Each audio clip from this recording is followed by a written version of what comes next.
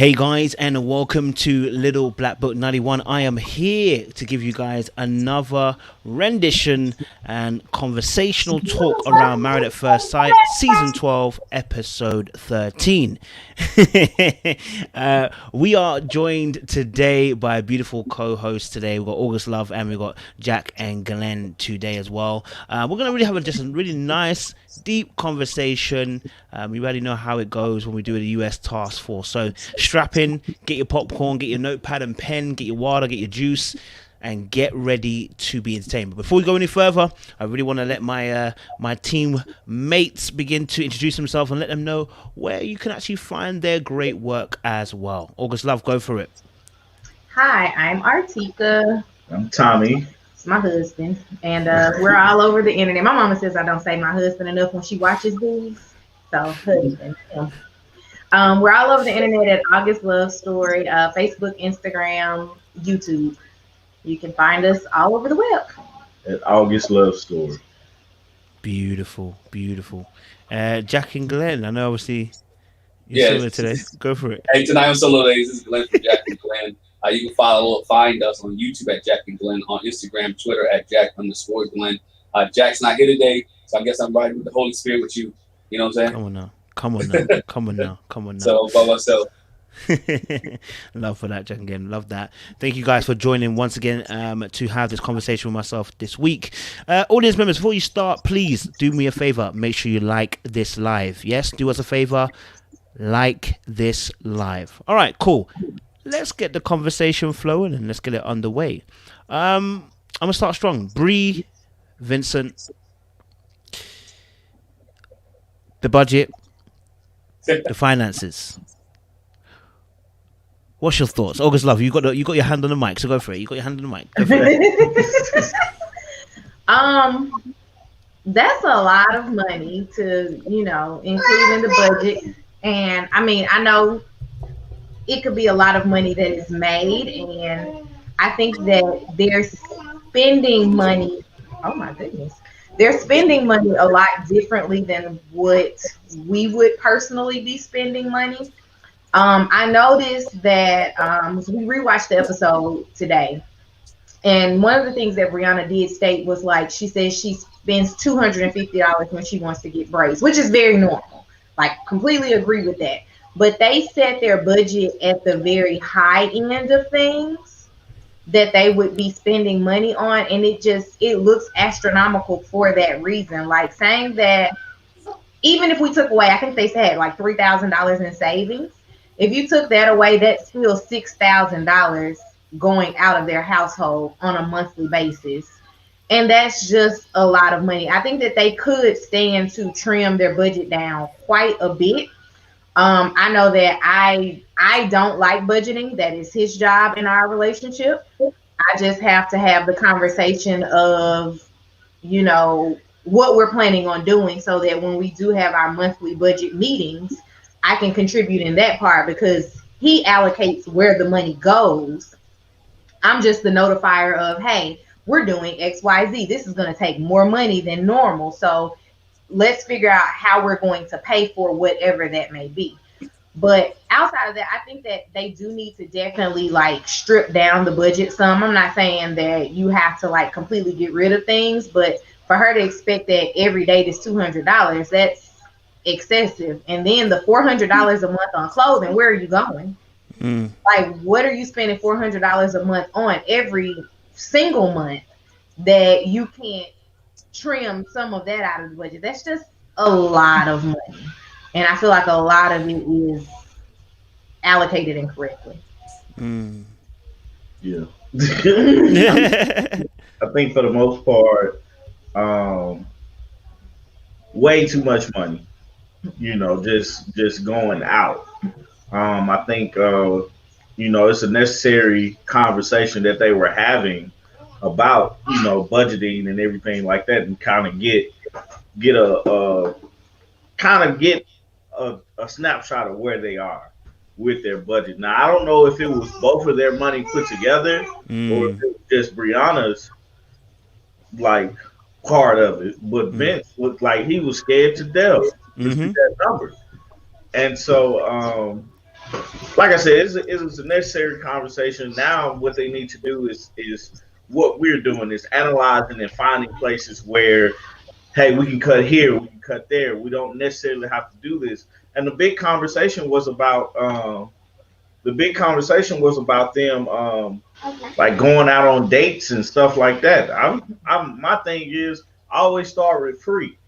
You can always find free things. You just got to look for it and then go from there. Like build in a budget that was like, okay, well, I can have $100 here, but we can do 3 different free events and then go, do something that's takes money. But it's just it's good that they're having that conversation, and it's good that they're sitting down with each other and saying, hey, this is what I spend, and he's saying, hey, this is what I want to save.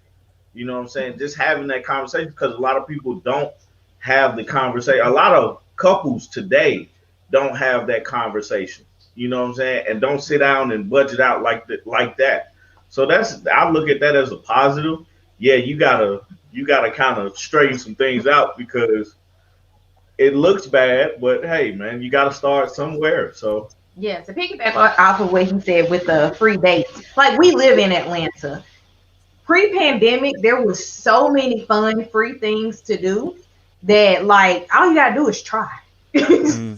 Like you can date here and not spend a lot of money. Like there's always a festival, there's always something going on. Like one of my favorite things is to go to a jazz show in the downtown area of where we used to live. So I mean, there's so many things that they could do instead of saying that we have to spend $200 on this date and $200 on that date, because that's just excessive. Yeah. Okay. Yeah, I hear that. Jack and Glenn. Yeah, that just shows that, piggybacking on what Artika said, the last thing she said, that just shows that she's not willing to compromise on certain things. I think the biggest thing was that she wasn't willing to compromise. She didn't want to change up. When you come to marriage, your lifestyle and that person's lifestyle have to mesh together. And not saying that he wants to take away from your lifestyle, but you guys got to have common plans and common goals and what you need to go to and where you want to go. And so what happened here when he saw that number, because most people really don't know what they're working with until you actually put it on paper. You have people like, man, I can't afford that, but yet you're affording to do other things that you do until you actually put it on paper and see, here is my expense, here's my budget. And what we try to do, and we did a video on it, we'll drop it a little bit later, on budgeting and what Bree and Vincent need, is that you got to see it on paper and you got to budget it out. You have to write it down so you understand what you're dealing with. You got to treat your house as like a corporation or as a company or a business, because there's no businesses who don't operate without an operating cost. Mm-hmm. As a business, this is our operating cost. This is the Jack and Glenn's operating cost for this month. And this is what we need to make sure the lights stay on, the food is taken care of, the cars are taken care of. And so when you handle it that way, then you're able to maneuver in a different direction because you're handling as a proper way to handle money. And everybody comes from different backgrounds. You can see Vincent comes from the background of, you know what? He said, I've been there. I bought the cars. I bought all this, and I don't want to go back to that.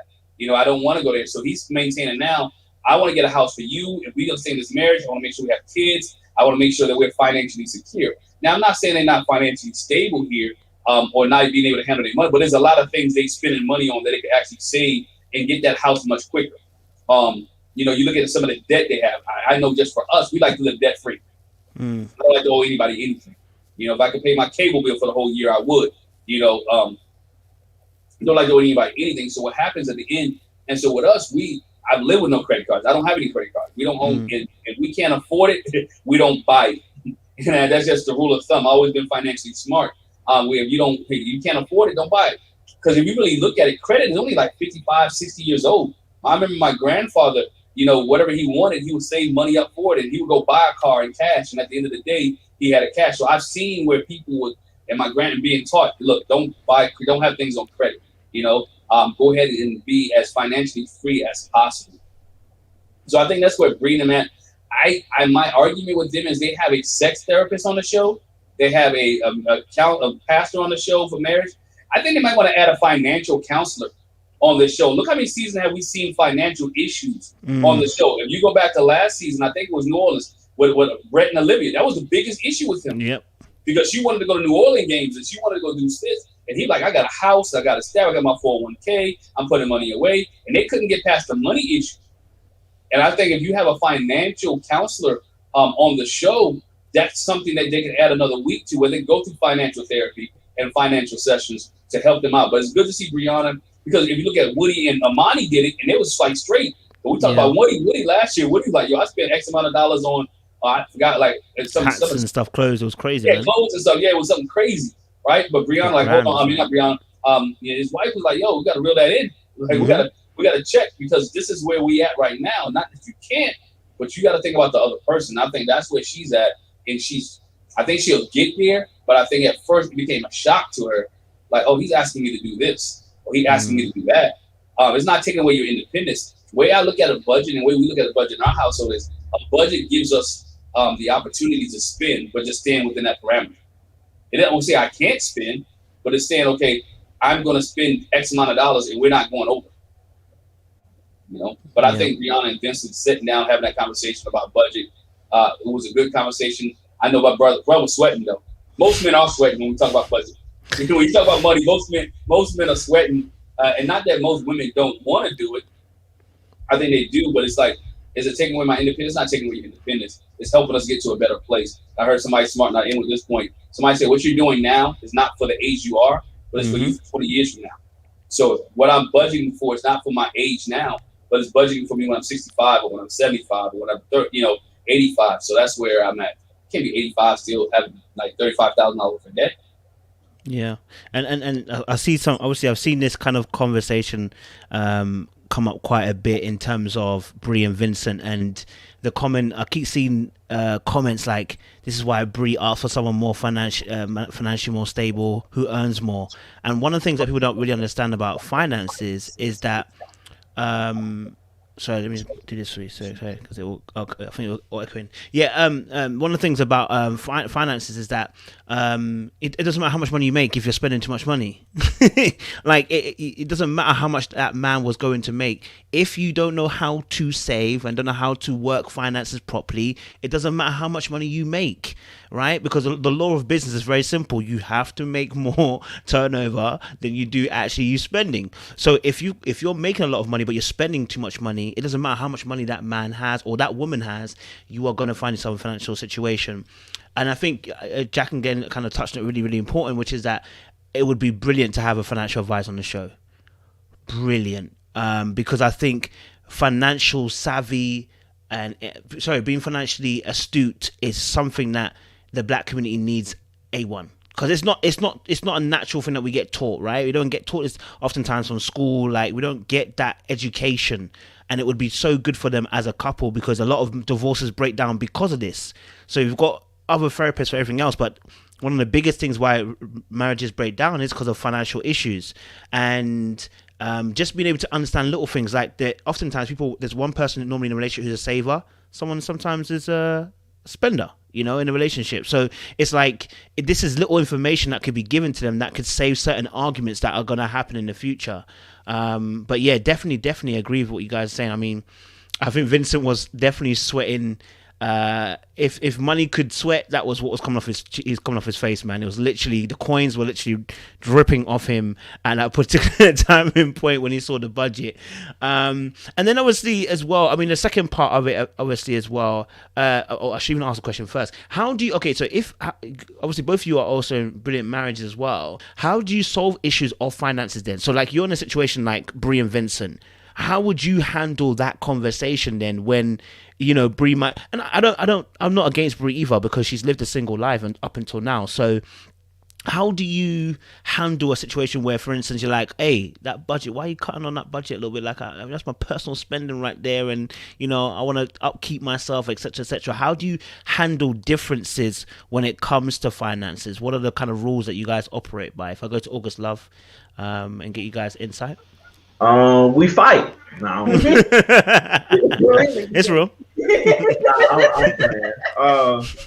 We pretty much I'm a goal setting person, so like we make the money work for us.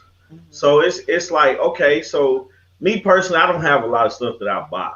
You know what I'm saying? Because all the stuff that I want costs way more than just going to the store and picking it up. And then on top of things, I'm researching about this product for months. Like if I decide I want to buy a TV, get in my head that I want to buy a TV, I'm going to do research on this TV. I'm going to look up prices and stuff like that. So that's how I operate with majority of the things that I want to buy. When it comes to things that she want to buy, I'm willing to help. So it's like, okay, well, since we got a goal of doing this, since you want to buy this, we got a goal for it. Let's figure out how we can get there. You know what I'm saying? It's never well, you spending too much money on this, you're spending too much money on this. What are you trying to do? And let's work together to get it. You know, and that's how we work because of how we spend. Now, if it was different, if we were like, oh, we just gonna buy this, I got the money, I'm gonna go buy this, I got the money, I'm gonna go buy that, then it's a conversation of having that conversation. It's like, yo, what are you doing? You know what I'm saying? We're like, what are you buying? Where's the money going? And what aren't you paying for? Like, where do you have this extra money that we haven't accounted for yet? You know what I'm saying? And she still has her side, and I still have my side of things because I think that's important, the individuality of things. But yeah, man. Yeah, we definitely still have his, hers, and ours bank accounts. So when it comes time for him to make a purchase, usually it's a conversation because, like he said, his are bigger purchases. Like Tommy is not I'm going to go to the store and go buy a $200 pair of shoes. He's more of I'm going to go to the store and buy a $2,000 camera. So the conversations are definitely not equal in the things that we buy, but I don't think that I spend as much as he does on a consistent basis. Well, let me not say that. I think I spend more than he does on a consistent basis, but it's always within reason. And his purchases are just larger and more thought out because he's a tech person. I'm not. Okay. So most of the things that he's purchasing are, a new computer, a new camera, things like that. And I'm more so, what can I purchase to make our lives easier or better? Like, I'm more of the let's buy things for the home, let's buy things, things like that. So we definitely spend money differently from each other. And on top of us spending money differently, we still do also have conversations about the things that we're spending money on.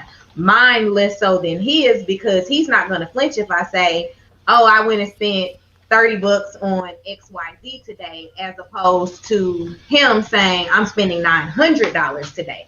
The conversations are just different, and definitely we still do have conversations because sometimes I'll let him know that I'm looking for something well before I find it. That way I know what it's costing on an average basis, and then if I find it on sale, great, because I'm always the one looking to save money on things that we're going to have to purchase in general. Like right now, I've been looking and like comparing pricing on vacuum cleaners for the last week. And it's not to say that we need a vacuum cleaner because we do have a robot vacuum cleaner, but we're looking for something that I can get just like a simple mess here. But I'm not going to go out and spend $400 on a vacuum cleaner. And that's not a conversation that we had. Okay. Like, we have to talk about everything that we're spending money on, big or small. I think we kind of gotten to the point where if it's less than $100, we don't have a conversation about it. But anything over that, it's like, let me just tell you what I'm spending money on. Even if you don't care what it is because you know that I have it or I know that you have it, it's just let me explain it so that it's out of the way. And if it shows up in a box at the house, you're not like, where'd you get money for this from? Because we talked about it already. I like that. James August. Jack and Glenn, or should I say Glenn today? Let me unmute you. Sorry. I'm gonna go with your question. What else? It was at first. It was a struggle. My wife was an independent woman, and she makes a lot of money. And so when we got married, me bringing my income in and her income in, and we having to get on the same page, we had some arguments. It was some discussions when we sat down and did the budget because I came from a different lifestyle. I came from not having. I can kind of relate to Vincent. She came from, she wouldn't say a middle class family, but again, I believe she came from a middle class family. So she would always say that I don't know why you say we were rich. No, you wasn't rich. You were middle class. Dad was a teacher, mom was a nurse. So it is what it is. So we had to sit down and get on the same page with our budget. And so we had to get down and have conversations. And we still have a good life. We spend things, but we had that discussion. I think we do have money that we don't really have a conversation about. You know, I keep some money in my wallet. She keeps some money in her purse, and we keep it moving. But when it comes to big ticket items or big things like that, we do have discussions. We have budget meetings once a month, and we sit there, here's our budget. I look at our budget every day. I put in every night. I might be analytical and anal about this. I know what is spent. And I know where it goes. I know how much is spent. I know, that's because I used to run inventory for a couple of companies. So I know where the money, I guess you call me the nerd if you look at things. So I know where the money's at, where it goes, and how much we spend, and the ebbs and flows of income and up and down and what we can and can't do. And so, but we never do it separately, because we believe that if we do it together, that there's no one who's thinking the other one is controlling the issue or situation. So when we sit down and do money, we sit down and do money together. So the other person is not in total control of everything. So we have that conversation. So again, the two are one. And so we can have that conversation. So it's not me making decisions. It's not just her making decisions, but it's us making decisions together for our family and for our homes. We try not to get surprises. We know birthdays come once a year. We know Christmas comes every December 25th. So there's never a surprise to us when it comes to money. We sat down, okay, how much are we spending on Christmas? How much are we getting? What we getting your mama? What we getting my mama? You know, what we get? So we talk about everything. I think when you have that transparency dealing with money and relationships, you have less fights. Yeah. You have less fights, you have more loving. You know? So you don't have to worry about that, because money fights can last. Yeah, money fights can last for a long time. Money fights that have you mad and mean at each other all day long. And so I try to avoid those money fights, you know what I'm saying? So we can have some peace in the home and stay peaceful. So that's one of the things. And we haven't always been that way, but as we get older and been in marriage, we're going on 20 years this year. And so we've been there, and we talk about money. And then again, I talk to people who in places that I want to get to. So I don't learn from myself, but I get good advice from different people. And I listen to our financial advisor when we go and listen to things like that. Like, this is what we need y'all to do. This is where, you know, and know the end goal, where you want to go. I got 3 kids to put to college. You know, we got 3. So where do you want to go? What you need to do? And how do you want to end up? If I want to go to Walmart at 65, I don't want to be the greeter unless I want to be, you know? So that's one of the things I always look at. And so I think you got to have that hard discussion. It is a hard conversation. It's a hard discussion to have. But we got to, as a husband and wife, and I would say, I keep saying husband and wife because, again, there's a whole different dynamic. I don't think when you're a boyfriend and you and your wife and your girlfriend got a house together, that's a problem. There's only your name on the list. But when you die, you legally not bound to anything, whatever state you're in. So I just leave that. That's a whole different video. So just stay there. I'm gonna stay there. I'm done. No, that's cool. You're speaking there. I think as well, like you guys are saying, you know, and I'll actually ask you guys as well, because I think, again, people might feel like, because I think the rhetoric I've seen for the past few days has always been, why are we on Bree's neck? Why are we on Bree's neck like so much? I mean, she earns it so she can spend it as it is. And I think you guys made a good point. I'll ask both August Love and Jack and Glenn. You know, like I saw on the budget, she's saving £3,000, but the student loans are still there. And I know America's system is quite different for the UK. So, I mean, there ain't no point of us UK people paying off our debt for student loans because the interest is minimal. But in US it's slightly different. So, you know, what's the if we're talking about being financially savvy or being financially astute, you know, what should she be paying off should she be having £3,000 in savings and then not paying off the student loan? Should it be, is it better to do that? How would you guys see? Because I saw there was a credit card as well. Was it £300 a month that's going to the credit card as well? Like, I mean, is that a problem? The way that she was potentially, when I say a problem, maybe not like a problem, but is there a more effective way that she could be looking at in terms of dealing with the finances? Let me go to August Love again. Yeah, for sure, man. Like, you want to take care of your debts. Like we all know, like, she's not going to be able to pay off her student loans in a year. But I mean, you have to hit a more balanced way of attacking it, I believe, just because it's like, okay, I know I'm not going to pay off my student loans in a year, but come on, man. Like, you spending, I don't know the amounts, because I just saw the $9,000 and was like, phew, I was just sitting up there sweating like Vince too. But the thing is, you want to kind of attack your debts, man. Like, especially credit card debts. I think y'all said she has some credit card debts. Attack that stuff. If you got $3,000 in savings, take 2,000 of it and put it towards your debts. Get those debts paid off, and now you can start building even more money because you don't have like you pay 18 to 20 some percent on credit card debt. I mean, that 18-20% could actually be the savings that you have, So it's like pay that stuff off first, and then concern yourself with saving more. Because I mean, like the more you have it out there, the more money is just going away. You know what I'm saying? Just throwing it out the window. So it just makes more sense to pay for the debts before you start saving so much, like, because that's a lot in a month.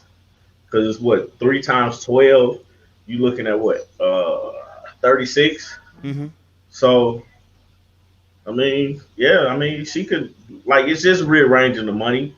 And not saying that I'm like the perfect guy with money, because I've messed up money a lot, but as I got older, I started figuring out those things are, basically I started figuring out what's right, what's wrong, the way you should do it and everything else. So, nah, man, it's like, yeah, just attack those debts and then go from there. I hear you on that. Jack and Glenn, what are you saying? I'm always a big attacker, man. I always look at it as competition, so I want to attack the loans. Attack, and you got student loans. When this was filmed, right, they was zero interest on student loans. So therefore, you have no interest building up on your student loans right now in the United States. It depends on what kind of loan you have. Well, all loans, because of the pandemic, because that's one of the bills that was passed. Whether Trump did it or Biden continued it. So you have a zero interest loan right now. So if you can attack that and get rid of your student loans, man, that's a burden on a lot of Americans. Now, I don't know where she went to school at and how much the loan is, but I do know, being an engineer, she went to a school and she was in school for a minute. You know what I'm saying? And most colleges and universities about $30,000 a year, unless she has scholarships. So her student loan at $200, it's an average of college. So again, she's at that money. If you want to eliminate that, smart thing would do is attack your student loans. Why is it a 0% interest rate at this time where you're not accumulating it? Again, most people work smallest debt to largest because you want to build that success stuff. So and I said the student loan because it was at 200 and the credit card was at 300 a month. Now, whichever has the smallest balance on there, because interest rate doesn't matter when you're paying it off quicker and you adding a lot more to it. Mathematically, it doesn't mean anything. When you add a lot more money to it, the interest rate doesn't mean killer beans. You can take out something for 20% interest rate, but if you pay that off in a month, that 20% interest rate never even hits you. Yeah. So people always want to look at interest rate in numbers, but if you look at the numbers and do it right, it doesn't make a difference. So now if she looks at her student loan, so okay, I can knock that out. All right, me and Vince, we can knock that out and we can save this $200 a month. Okay, let's knock the credit card out. Okay, we say that. Let's go pay our cards off because we put $870 a month there. So now we can save $1,300 a month by eliminating those three. And foregoing putting $3,000 in savings, because let's be honest, their savings is not at zero right now, right? So I had to look at it. Their savings is not at zero. So whatever you have in savings right now, any emergency that they could have, it's probably can be taken care of because what they have in savings. So you can negate the $3,000 a month because you got enough savings to take care of you for whatever case may be, and attack your debt, and then go back to your savings. Now you're debt free, and you're building your savings up, and you're saving the money for the house. So now when you get enough money for the house, you can maybe put that 20% down payment so you don't get no PMI. Or if they save that much enough bread and they got a nice house, you pay the house off, and now your net worth or whatever the house is just increased. I read an article the other day. African Americans, and I know African Americans, our net worth, average African American in the United States net worth is $17,000. Yeah. Average Caucasian person net worth in America is $170,000. Yeah, that's crazy, man. It's crazy. So we have to, that financial literacy that you was talking about earlier is something that we need. It's not taught, but some generation has to change it. Yeah. Why not ours? Yeah. Vincent, I hope you're watching. That's your job. Because you're out here doing budgets. You got to make sure you lead that charge, boy. Yeah, definitely hear that. Definitely hear that. I love that point. And I think that's a key thing. I think that's what I wanted to highlight today as well in terms of Brie and Vincent. It's not that we are even... Brie can obviously afford it, so she's not going to die of overspend. She's not. But it's about being more effective. You know what I mean? Like, and sometimes when you don't take stock of what you actually spend, because she's a spender. She's like I said, you have savers, you have spenders, and anytime I meet a spender, when you actually ask them how much you spend, they actually don't know how much they spend because they spend. they're not interested. Their thought process isn't how much can I be more effective in my savings. It's more about I just like to spend. It makes me feel happy, makes me feel free. But you know, if that's where Vincent can take a lead and a charge. If you're sweating and you're sweating coins out of you that day when you saw the 9,000 a month, and your hands on your head like we're in Nigeria, my friend, this is the time to now put your hand down and say, let me take charge of this and say, hey, look, Brie, look at the budget. Look what we're doing here. Here's the goals. I think Jack and Glenn and August, you've both said this. There needs to be goals. Without goals, it's very hard to envision why I should do this thing. Because you're asking me to save more. What for? You're asking me to pay off debt. What for?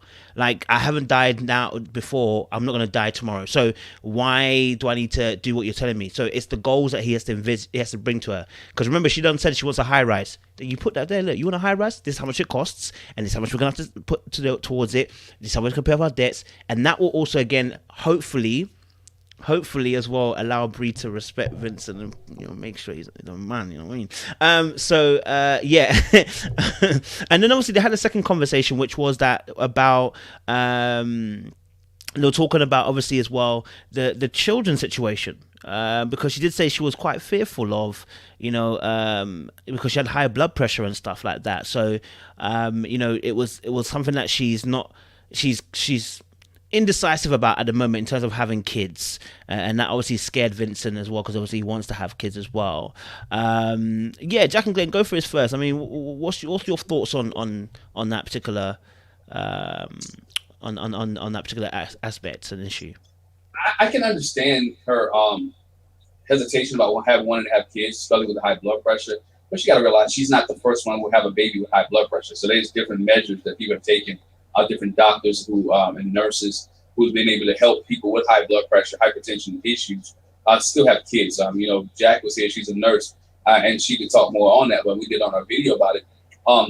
There are ways and measures that she can do that. She can be a good doctor's care about what you eat. I can understand the fear of the high blood pressure and where she's at, but I understand that she has to realize too, these are tough discussions that she got to have. Again, I think she believes it's going to take away from her independency and for her being independent. Now she has to raise somebody else and have to look at a child, have to take care of a child along with this man that she loves. And I think she does want eventually to have children. And they was beefing about the time frame, whether it's 2 years or 3 years. Come on, it really does. That a year make that much of a difference. You're pregnant for 9 months. You know what I'm saying? Again, we talked about the money. That's something you can plan for. You can't really plan. You can plan for how much it's going to cost for you to be at the hospital pregnant or whatever the case may be, or how much it's going to cost you if you're off of work. It all goes into the thing. I think Brianna sometimes thinks she's losing some control of herself when she's dealing with Vincent, and then, you know, losing that control is always scary because there's a chance of pregnancy. There's some things happen in the midst of your pregnancy. But again, you got to trust the doctors and trust those that are around you, and make sure you may be a high risk, what they call a high risk pregnancy, where you have to visit your doctor on a regular basis to make sure you're good and checked up. And I think if she does get pregnant, then she will be high risk, but just follow what your doctor says, and I think she'll be all right. You know, I think she just got to relax a little bit and go with the flow. Again, not rushing in to have kids is great when you get married to enjoy each other before you get to the point where you got getting ready to have kids. Appreciate that, Glenn. Yeah, go for it, August Love. I definitely agree with enjoying your time together before you have kids. Like, Lily came 3 days after our 3rd anniversary. I think if I could do it all again, I would still wait that much time. Like, there was not a rush for us to have her, and I don't have a rush to have more kids. I think that if I'm meant to have them, my body will perform the way that it's supposed to. With the high blood pressure situation, I have a total opposite issue of Brianna. I have low blood pressure. And so pregnancy actually made me normal. So going to the doctor, I had the, traditional 120 over 80 type blood pressure because I had been a person who had low blood pressure prior to that. I don't think that that's a reason to not have children. I definitely think that it's a conversation that she needs to have with her medical professional. And I think about it because we don't think about talking to our doctors about having children in the future until we get someone to have children with. So because of that, that's probably not been anything that she has actually entertained with her doctor. Because why would she? You're not thinking about, oh, do I need to prepare my body for birth until you're actually in a situation where you could potentially be ready to give birth. I definitely think that she could get through that if she got with the right team of medical professionals. And that's going to take some research. Like I probably got on Tommy's nerves when we first got pregnant with Lily because I was a heavy researcher. I researched everything, like every aspect of pregnancy that I could look into, I did. I was all over YouTube. I was watching birth videos. I did what I could to educate myself because everybody's labor and delivery is different. Everybody's pregnancy is different. Like I had a condition that it's odd enough, my cousin also suffered with the exact same condition, which was HG. I was a person who threw up the full 9 months of my pregnancy. I lost 15 pounds in the first trimester because of that. But that's not something that people around you talk about because everybody's just like, oh, I just had a little bit of morning sickness because they want to like push the narrative of you should have more kids. You should have more kids. It's okay. Everybody goes through this. But those are real things that you have to go through and you have to look into, and you have to make sure that you're dealing with a professional that can help support that and also deal with it. So high blood pressure definitely is something to take seriously. But like you guys said, she's not going to be the first person and she's not going to be the last person to have to go through high blood pressure in pregnancy. Yes, it can be detrimental, but a person who doesn't have high blood pressure could also go through the same types of things. So I think that definitely she needs to sit down, talk to someone, talk out those fears, because when you think about it, like birth is scary. Like no matter, I had a dream labor and it was still scary to think about prior to it because you don't know what you're going to get until you get there. So when you look at it from those standpoints, you literally have to like sit back and say, hey, these are the things that I'm afraid of. This is the worst case scenario. How do I get myself out of this worst case scenario mindset as far as pregnancy is concerned? Because most of the time when we hear women say that they don't want to get pregnant, we think of the vanity reasons, like I don't have stretch marks. But that's not something that you can stop.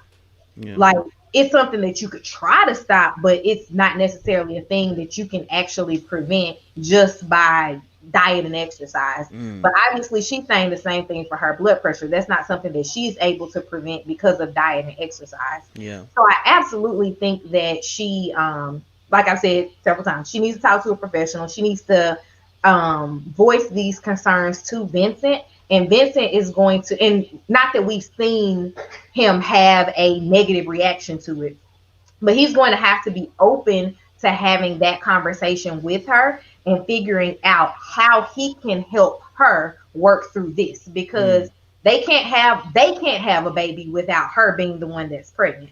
So pregnancy is the scary part. They're going to have to get through that fear together, and that's something that he's going to have to be understanding of. I'm gonna just throw this little quick 2 cents in. I think Vincent, I don't like the conversation about kids, man. I think, hey, this is how the conversation would go in my head. Hey, do you want to have kids? Yes, no, maybe so, and that'd be it. Just because the focus for me or for them should honestly be on each other, because you kids are one thing. Kids are great. Like it's a blessing for Lily and everything like that, and I enjoy it every day. But my wife is my friend. Like I adore her. You know what I'm saying? Like this is my pal, my buddy. We hanging out. Ryan. Sure, yeah, sure. For sure. But I just think like it's too much emphasis put on children because at some point you have to be supportive of what's going on with your wife. You have to be more concerned with the health of your wife than it is the health of the for me of the baby in the beginning. Now like we got Lily now, you're like, yeah, I'm concerned with both of them and their health. But for the most part, man, Vincent just needs to like that was a conversation that they should have had long before. But also Vincent just needs to be like, I hear what you're saying, and when we get to that point, we'll handle it. You know what I'm saying? We'll take care of it because he has to be in support of whatever she decides. It's her body. Mm-hmm. That's why I never understood the abortion thing with the people that make decisions about it. I never understood the abortion because I can't have an abortion. Yep, it's not your body. Like that's the point blank period about it. I just have to support the people that can, and whatever decision that they make, I hope that it's a good decision. So Vincent just needs to be in support of her and make her as comfortable as possible because at the end of the day, she has to decide if he's a good partner to raise a child with. So, that's my thing. I hear that. Jack and Glenn, talk to me, man. What was your thoughts, man? Yeah, my thoughts are, they're not even 8 weeks in yet. I think a baby discussion needs to be had. But again, enjoy each other. Enjoy each other's company. I think we waited 3 years, 2 or 3 years before we even had kids.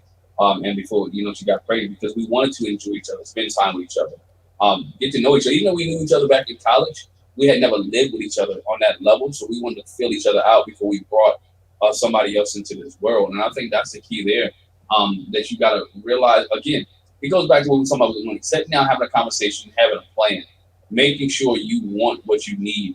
And when we want to do this, I know, when do you want to have kids? How many kids do you want to have? He talked about, I don't know if y'all caught that. He talked about like 5 or 6 kids, dog. Yeah. He talked about like a lot of kids, and she's scared to have one. So you may just get one out of this deal, and you have to be. He's gonna have to realize and maybe satisfied with that one. And I say that because what if you get the one and her pregnancy is really tremendous or really bad, like she thinks, and she doesn't want to go through it again. And he said, like, well, I want a big family, but again, my health doesn't allow me to go through here. And there's different options. So you see a lot of superstars do it, and surrogates and all that stuff. But that's when you get down the road. But they really have to have that conversation. And I'm agreeing with Tommy and Artika. They need to know each other and get to learn each other first before they go down that road and have conversations with counselors and therapists and have conversations with her doctors.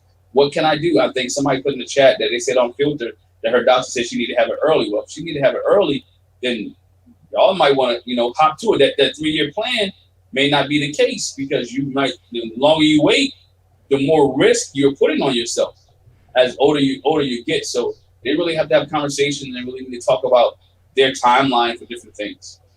Good points. Okay, appreciate it, guys. We've talked well with Bree and Vincent, and we've sweated it all out. So we'll move on to obviously the MVP of the show this week gone by. Dr. Pepper was talking with. She spoke with Paige, and rightly so. She exposed and said Chris is a narcissist. Like, it's very rare you hear an expert come out and just be like, damn right, yeah, they are a narcissist. And she did, and called it what it was. What was our thoughts on Chris's behavior with Dr. Carl and Paige's conversation with Dr. Pepper? What was our thoughts? Jack and Glenn, I'll let you go first again. I think Dr. Pepper won. I think she tried to save face. They know they got duped by Chris. They got duped by him. Let's be honest. The conversation they had, the interviews they had, he beat their test. Now, whether their test was that strenuous or not, he got past it. He showed them. She said it. That's not who we thought we were getting. That's not who we thought we saw. And you see this dude does what he wants when he wants. I mean, you hour late for Pastor Cal for the meeting. You set up the time, right? You set up the time, and now you got the power struggle, and you want to come in late. And Pastor Cal wasn't going for it because this dude was like, even when he said to the point where, Chris, do you find are you at fault? He was like, nah, I ain't do nothing wrong. What did I do? What man in his right mind would think that it's okay to take your wife and your baby mama together to go buy a car for your baby mama? What woman do you know is going to sit in that back seat? Because she wasn't going to be in the front seat, y'all. We know that Paige was going to be in the back, and while he's riding, and go buy his wife or his baby mama a car. This dude really thought, and Pascal, like, come on, dog, you really didn't think, you want to do it. And he's like, I don't even think I owe her an apology. That's the thing that got me. I don't think I even owe her an apology. Like, dog, you do owe her an apology. You just called this woman ugly on national TV. You said he said her face was unattractive. Her face, like, he has no filter. He could have said it so many different ways, right? But you put this girl out there like calling her ugly. I have no respect for that, man. You don't do that. That's somebody's daughter. That's somebody's sister. Even if you wasn't attracted, you like, you know what? I'm not attracted to her. That was not what I. And then you try to put it on the show, but what they picked for you, right? But Pastor Cal was like, again, you didn't tell us you wanted a light-skinned girl who looks like a video vixen. You know what I'm saying? You told us you open to anything. And then he contradicts himself because he goes and say, you know what, y'all could have found me a Mexican, a Hispanic, a white, a black, anything. So he's, again, which tells you that he was open to anything, and that's what you told him.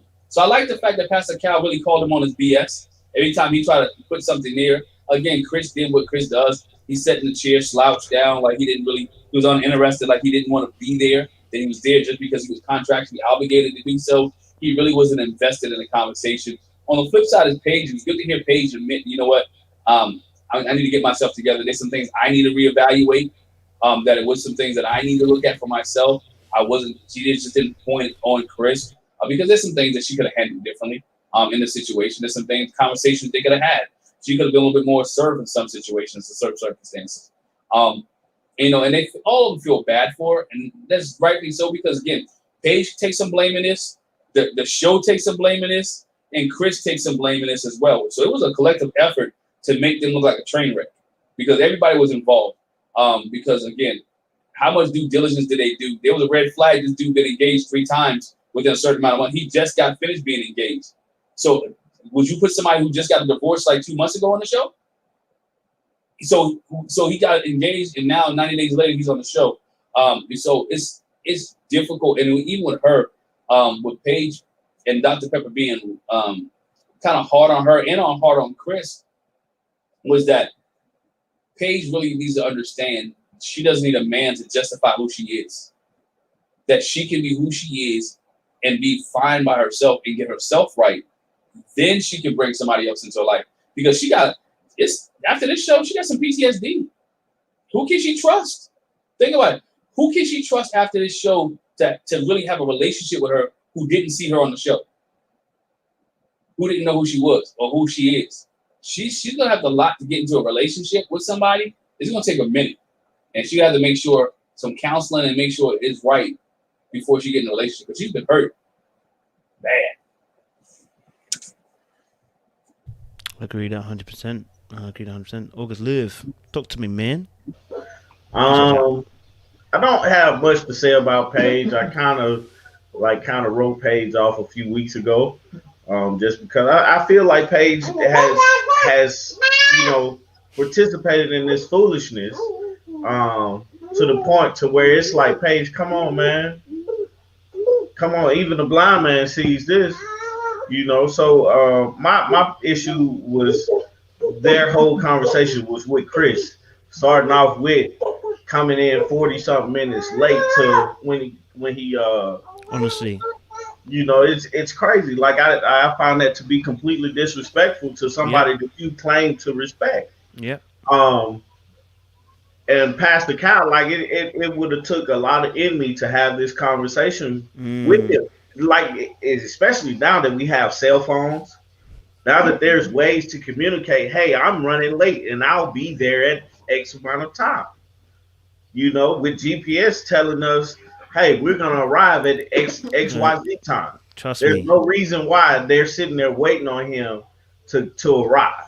You Mm. know what I'm saying?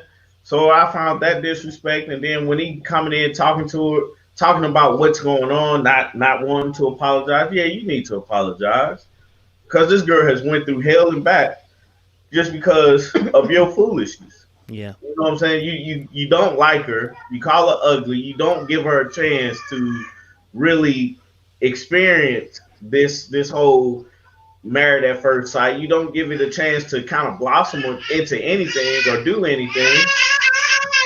Excuse me, guys. I'm sorry. That's The all right, man. Don't worry. baby's That's all just right. excited. That's cool. But you don't give it a chance to kind of like blossom into whatever it is it could blossom into.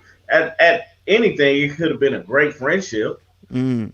You buy this girl a car. You talking about you want to buy this girl a house. Um, all because she had your baby. Now, what if this girl is crazy? Mm. Like, because that's for possibility. You do have some women that, use babies as pawns, which is sad, but it happens.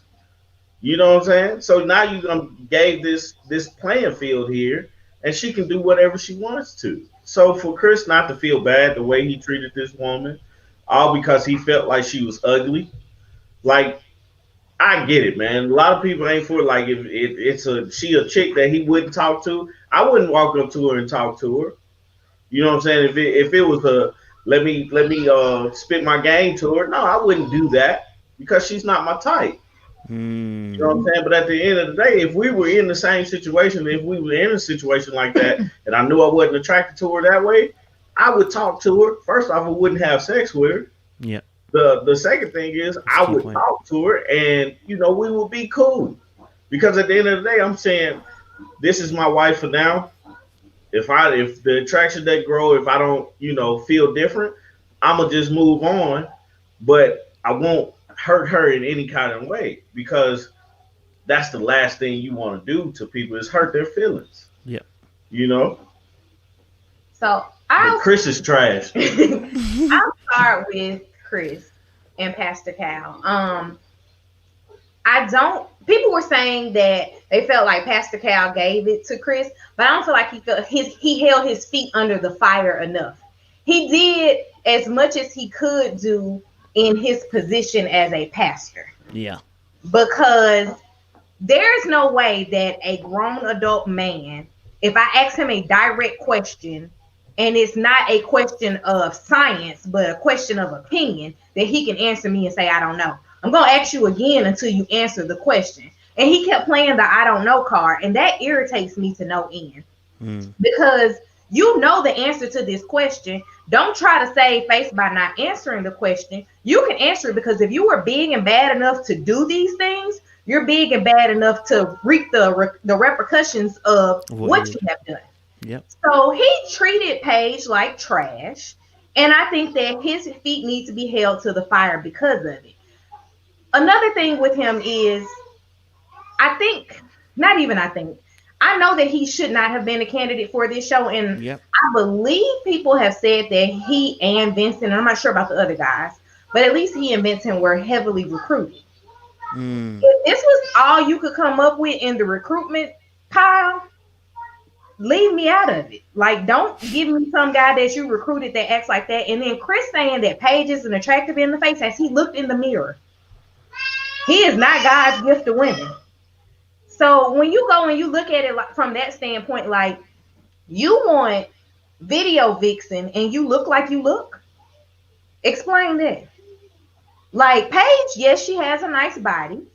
But Paige is together on paper, which at this point, we've also realized that he's lied, because he came into this thing saying that he owns a restaurant. His restaurant did not exist by the time he got married. Mm-hmm. So not only is he misrepresenting himself on paper with all of these things, like, he is a liar. Yep. And he needs to be held to the fire for that as well. There's a lot of issues with Chris, and I do blame a lot of it on I can't say that the experts put these people together, because a production company films all this.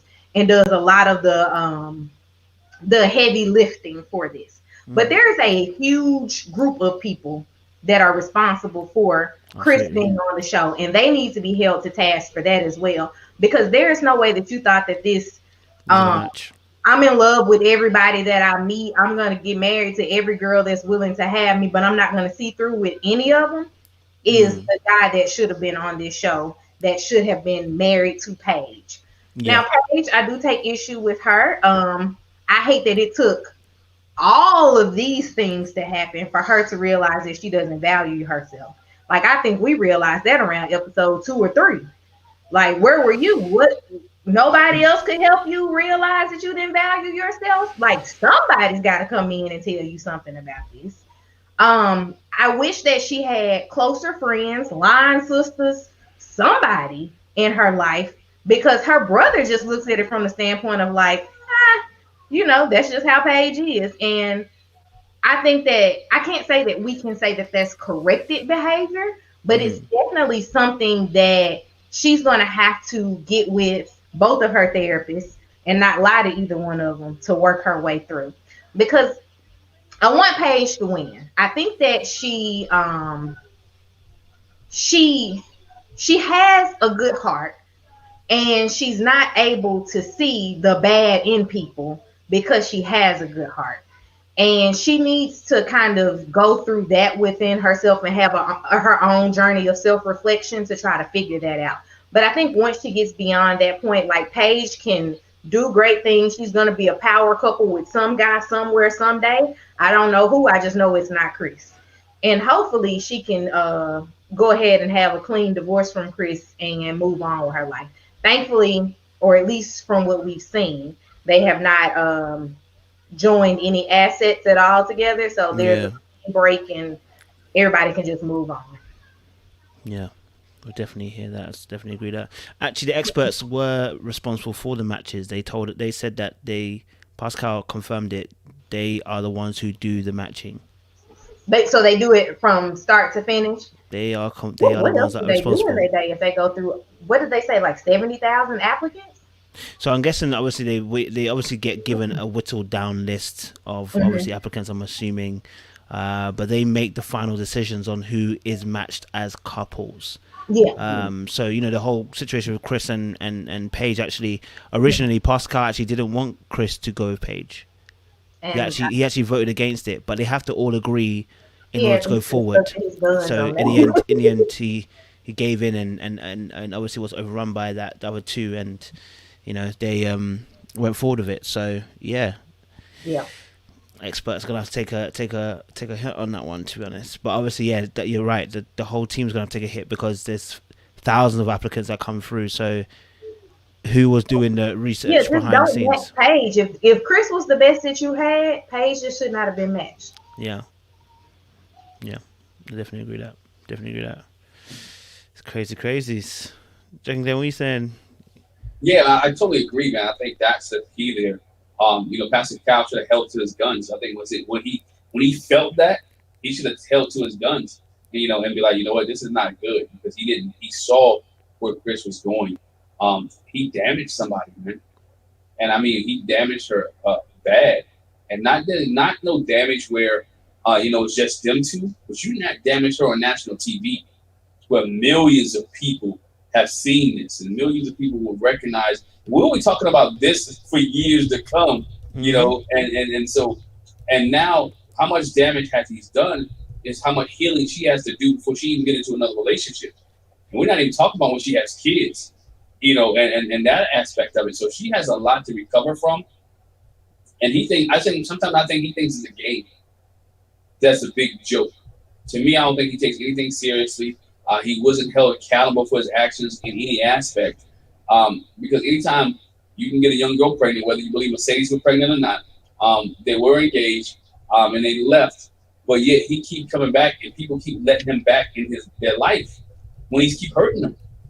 And to me, it's like a predator. He's preying on some people. He's preying on these women, because think about it. He keep coming back in Paige's life. Even if this wasn't a show, we saw. The little clip they put out about Decision Day. He took control, whatever that flies at, and how that goes. But You know, he's been preying on some of these young. He's tried to be in Mercedes' life. He tried to be in Paige's life. I think RTV, you mentioned him being engaged and married. I think he just gets engaged so he can get a right to have sex with some of these girls. So it's like the right thing to do. Let me get engaged. Say we getting married, so I can go ahead and get this. And by the way, it didn't work out. Sorry. I hear you. Did you want to say it or something, August, love? You want to go? No, I just got my hand over here. Okay. That's why you wanted to go in again, yeah. No. I mean, I definitely hear. And I think August Love, they said it as well, which was that that there's been a failure here, man, because Chris was like engaged a few months before that. So who was doing the? I know he listen. Don't get to this. I'm sure he probably lied on his application, but who was doing the extended research, the background checks? Who's doing the Google? Even Google A. Like, come on, like this. It's not even like it was difficult. It wasn't like this was actually difficult. This is what I'm trying to say. Like, it wasn't one of those things where it was difficult. This is not where he got married in the Himalayas and there's no paperwork, right? This is. Do you know what I mean? Like, this is here in USA, and it was only a few months ago. And so it's like the responsibility the MAFS team have to take a huge responsibility. They cannot shift it just onto Chris. Right. They cannot. I'm not saying no system is perfect. We know that because we've seen the past few seasons. But there's a level of malevolent, evilish behavior from Chris that would have been cut out had they done proper due diligence. Like you go to work, and the checks are vast. You know what I'm saying? Like you can start a job and then a few months in they'll be like, we checked you now and you got to leave. Do you know what I mean? You got to go. Like, you know what I'm saying? Like the checks that they do for work is crazy. You know what I mean? They will double check your certificates. They will make sure you actually went to the university or the college you say you were going to. They will check your references. How the hell are you not checking? That's why we're not doing diligence if we're putting people together to get married forever. Like, why are we not doing that kind of due diligence? So yeah, actually right. I think the production does have a huge blame to take for this season for Chris and Paige. It's not funny on this one at all. No, it's You know not. what I mean? It's not. It's not at all. They I thought they did know that Chris was engaged before. That's the infuriating part is that they knew Yeah, they did. that he engaged before. Yeah, Pastor Cal asked him right before he picked him. You know how they do that little thing? Oh, you're picked on the show. He said, "We're not gonna have any surprises, right?" That's when they talked about it. But he didn't think that would come up in any situation. I do believe, and I know people gave me a lot of flack about it on social media. I do believe that if the pregnancy thing would never happen, we might have seen a different Chris and Paige. Now, he might have not been attracted to her, but he wouldn't spend all his time on Mercedes. He wouldn't try to. If you listen to everything he says, when he talked to Pastor Cal, he's like, I'm gonna be a father now, so I gotta get her a car. I'm gonna be a father now, so I gotta buy her a house. I'm gonna be a father. I don't want my kids to be raised without me being involved. To me, that sounds like somebody who's been hurt. Sound like his dad really wasn't always there for him. That he needs to be there for his kids. So that's something he wants to be. So he was willing to break the relationship off with Paige, whether he was attracted to her or not. Whether I believe if he had his wife was somebody that he was attracted to, that when he found out that his ex-fiance was pregnant, that he was going to leave there because he wanted to be a father with whoever was getting ready to have his baby. Think about what he said the first night. I want to have he's baby pregnant. He said, I want to get my wife pregnant on the first night. I want to have a honeymoon baby. He wants kids. He wanted kids. So he said legacy. I want to keep my last name going. So I think when he got the baby situation, it just took everything else. You know what? Bumped his marriage. She's giving me what I wanted, which is a child, and I'm gonna be with her, even if she don't want me, because she told me she don't want him, but she still accepted the Mercedes. If he bought a house, she still accepted the house, but she like the perks that come with Chris. Yeah, and he's baby crazy, and he's willing to do everything he can to make sure he has a family. I think you need to take a word out of this sentence. What's He's that? not really crazy. He's just crazy. Oh yeah, he's crazy. Well, that too. He's crazy. He is crazy. He is crazy. But I do think that that's the biggest factor. Just reading into what he says, that he wants a family, and just so happened that Mercedes giving him that family, and Paige, he wasn't attracted to Paige. So those two things, you not giving me a family yet, and wouldn't it have been crazy if Paige would have got pregnant on honeymoon night?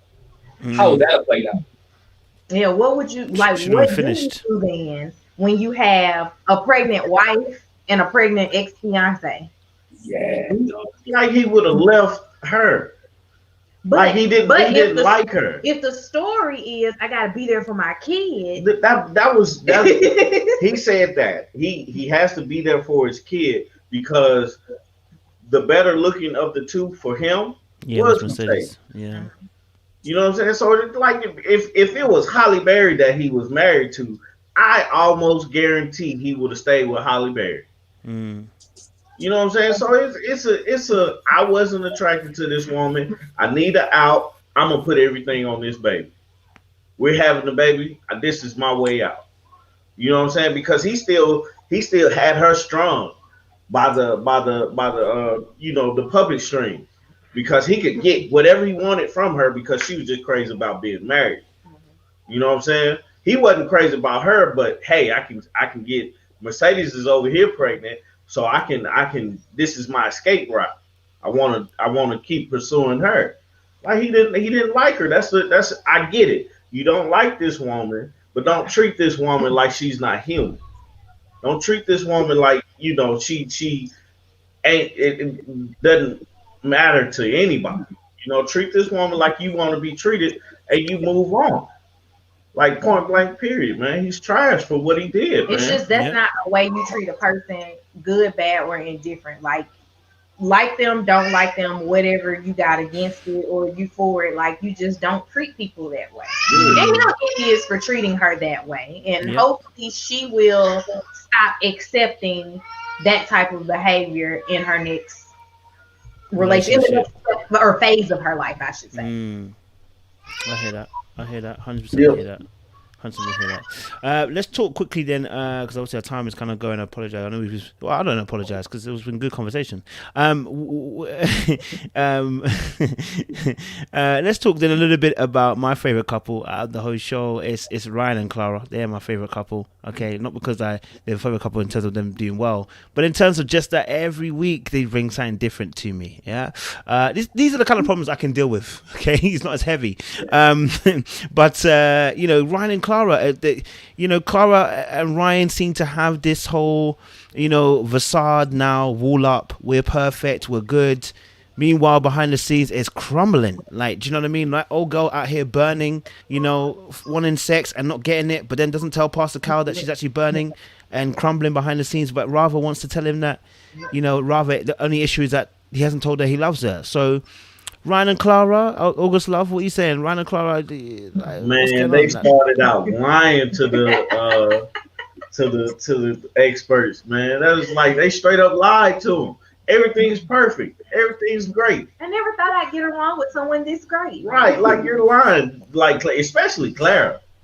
Like Ryan was like oblivious to the lies that he was telling, but Clara was straight up telling Pastor Cal all type of lies. Like, I'm not satisfied. I'm sitting here. I'm mad because I'm not getting any, and then everything's perfect. We're on 10. I didn't know that you guys could match us so perfectly and blah blah this. But you're not perfect. Perfect means nothing is wrong. And every episode, Clara is talking about, well, I'm not getting sex, and I don't like this, and I don't like that. And even in the question that Pastor Cal asked her, if what you're getting is all you getting, are you happy with that? And she said, no, says that you have lied to him. You know what I'm saying? So it's like, Clara, just be straight up. Like, you gotta be straight up with a person that you're married to. Like, if their breath stink and you're like, you're not telling them that they breath stink, man, you need to tell them that they breath stink because you're the first person that they gonna come to. Yeah. You know what I'm saying? Like, why aren't you telling me the truth? And then on the flip side with Ryan acts, he's like he's going around putting his head in the sand, you know what I'm saying? And letting the issues just fly over him because he knows there's a problem with sex. Like, he knows that she wants sex and then he's not giving it to her. and he's saying, well, you know, it could be something wrong with it. I don't know how she feels about it and stuff like that, bro. Like you really need to hone that in. If you're planning on being with this woman, you already let her move her stuff in your house. If you're planning on being with this woman, that's a serious conversation because you would be mad if she went and got it from somewhere else. That's the thing that a lot of people don't like to talk about. It's like, well, you're not doing it, and they're coming to you. You will be extremely mad if she went out and got what she needed from somebody else, and then came back to you and you give her everything else. If you're giving her the 9 and she goes and get the 10, man, what can you say? What can you do? Because you're not providing the 10. You know, so I say all that to say this: they lied to the experts. I wanted to say that it's just that she would leave to go get the 10. Like, he could be giving her sex. Like, it could be bad sex. It could be good sex. He could just be giving her sex. And I mean, 8 weeks is very quick to be having sex with someone that you don't know. Fully understand that. My issue with Ryan is that Ryan does not give her anything to go on. Like, anytime she asks a direct question, he gives an answer that's just like floating up in the sky. Like, it has no meaning. It does, like, you can't quantify his answer. It's not direct. It doesn't mean anything. It's just, this is the answer that I'm going to give to pacify you. And I don't know how he didn't know that she wasn't happy with their sex life, because everybody else knows. Like, she sat down with all the girls. They all know. Like, I get that we know because we're basically the viewing public. Like, she's telling us directly in these confessionals, but everybody around them knows. So it just doesn't make sense that he doesn't know. And I agree, they lied to the experts, and they should have come in telling the truth, because if you tell the truth about it, then you can be better equipped to get to the root of the problem, to get beyond the problem.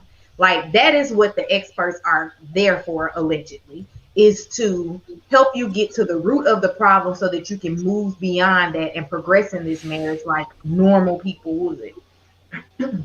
So for Ryan, I think that Ryan has to stop being oblivious, and also I think he cares a lot about how he comes off on camera. And so that's why he's not agreeing to a lot of things, or he's not willing to have these conversations.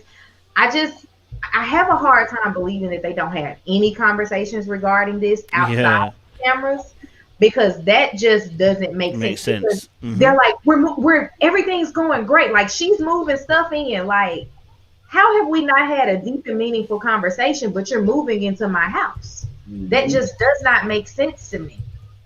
Like, a conversation needs to happen about something. And then also, Clara told, Clara was with she was with Pastor Cal. Clara told Pastor Cal that she thinks, or she knows, that she loves Ryan, but she's afraid to tell Ryan that she loves him. And I'm like, if you're afraid to tell a person something as simple as I love you, then that's a problem. Because it's like, if you can make it an uncomfortable environment for me to say I love you, like, why do I love you? Do I really love you? Because love is an action. But with love being an action, if he's doing something to make it feel like you can't share this action with him, like, that doesn't sit well with me. Like, it doesn't make sense to me. Something with Clara and this relationship and the lies that they're telling themselves, both of them, just does not sit well with me. I remember someone else also was fearful to tell their partner that they loved them from last season, but I probably shouldn't mention their names. Miles and Karen. But well, it is the same situation where, you know, Miles wasn't getting what he wanted from the relationship. And I don't even think Miles was so much so looking at sex as the thing. He wanted intimacy in general, and he wasn't getting that. And he took it a step further by saying, I'm gonna circle the date on the calendar. You're going to have sex with me on this date. And she went off the deep end about that. Now, Clara hasn't tried that approach with Ryan, but I feel like he's gonna go off the deep end on her because he's just basically, in so many words, he says, "I'm not talking about it," and they don't have to talk about it. And that's not cool with me because there are so many uncomfortable conversations that we have had to have in these 7, almost 8 years that we've been together. Like, if I got, like, for clarity, we have backed out of conversations with each other, but we always have to circle back around to it. There's no way that we cannot have a conversation about sex at all and not have to circle back around to it. That just doesn't make sense to me at all. Quickly. Like, we gonna circle back around to it like 10. I mean, it might not even be 10, 15. Like, Tommy is the king of let's table this conversation. If things get difficult for us to talk about, we can table a conversation and come back to it when we're not angry, when we're not upset, or when we're not in the middle of something else. But conversations always come full circle. Like, we always have to come back to whatever that conversation is and talk about it again. So I'm not understanding how we can just sex can run off this way and we're not gonna go chase the conversation down. Like, that just doesn't make sense to me. I did have a question though. Like, what happens when they do have an argument? Because as we know, arguments are a part of marriage. Like, the fact that we haven't seen them have an argument about anything. Like, they haven't blown up at each other or anything. It's like, what happens when that happens and you don't have the backing of the experts right there if you're hanging? You know what I'm saying? So that's another thing. It's like, y'all can't be agreeing to everything like that current. You know what I'm saying? Like, there has to be some type of disagreement some way. So that's just not healthy, I don't believe. Somebody is missing out on something. Yeah. Because they're being the more agreeable person. I'm hearing that. Jack and Glenn, what are you saying? Yo, I think they do. I think they did like Miles and Karen did last year. Remember, Miles and Karen used to have their disagreements or in the bed early in the morning before production got there. They used to have their conversations before production showed up. So I think Ryan and Claire are having those conversations before production shows up. I do think they're not having a conversation about sex because she is scared to make him mad. Yeah. She is to make him upset. She is scared that she may lose him. She's moving in because I really think she has nowhere else to go. I know people say, yeah, they show Claire's apartment beforehand and all that. That's fine. She wants to be in a relationship. She really loves this guy. So when she really loves him, she's willing to sacrifice. She's willing to sacrifice the sex issue, which is why I think when somebody said in the chat, that's why she tops him off every night, is because she's hopefully think that it will lead to what she wants. And so Ryan is just so selfish that he's like, you know what, you can give it to me tonight. I still ain't giving you what you want. You know what I'm saying? And so she just, and every night she's in hopes that tonight might be the night. Tonight might be the night. Tonight may be the night. And it has not come yet. And he's like, yo, you know what? Why should I do anything extra? You already taking care of me. You know? Again, it's selfish on his standpoint. They both lied. Pastor Callis is like, oh, it's 10 out of 10. There's no marriage or no relationship that's a 10 out of 10. It can't be. Y'all just knew each other. You're 20-something, 40, 30-some days in, and you talking about it's a 10 out of 10? No, y'all have had some disagreements. You had some arguments. But he also seems like the guy who's passive-aggressive, that he doesn't want to talk, but he's going to manipulate you. And because remember, he's calculated. So he's going to manipulate her into the way to get what he wants out of her. And so he is a little bit controlling because there's some things that he wants in the way that she goes. And she seems like she's always giving in to him. And she can't let her frustration out unless she's around the girls. And we've seen the frustration out around the girls, not around him, not around anybody else. We just see her because she feels comfortable. She feels relaxed. She feels open to discuss it with the girls to see what kind of issues they may be having. And so that's one of the things. That's why we always see it around her, because she's scared. Remember, she said it. My biggest fear is for me to say I love him and for him not to say it back. Yeah. So she's fearful. If I cause any waves, we talked about Brianna walking on eggshells. Clara's been walking on eggshells this whole season because she doesn't want to say anything to Vincent to make him upset and then him say at decision day, I don't want to be with you, because that was her biggest fear. She doesn't want to be hurt. So her moving in and her putting stuff in is trying to make him comfortable to say yes on decision day, so she's not hurt on national television. She can't do another hurt. She doesn't want to be hurt anymore. So I think she's playing the manipulative game of trying to make him say yes on decision day, so they can continue to have a relationship. Do I think they'll get to sex? Probably after the show. But definitely after the show.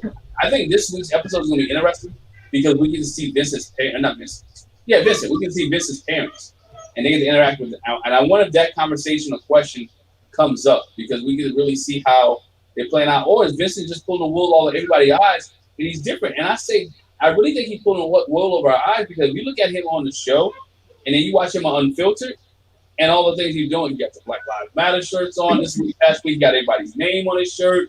It's like it's two different people from Married at First Sight to Unfiltered. What Vincent are we getting? Are we getting a pro-black Vincent who's supporting down for the cause? I mean Ryan.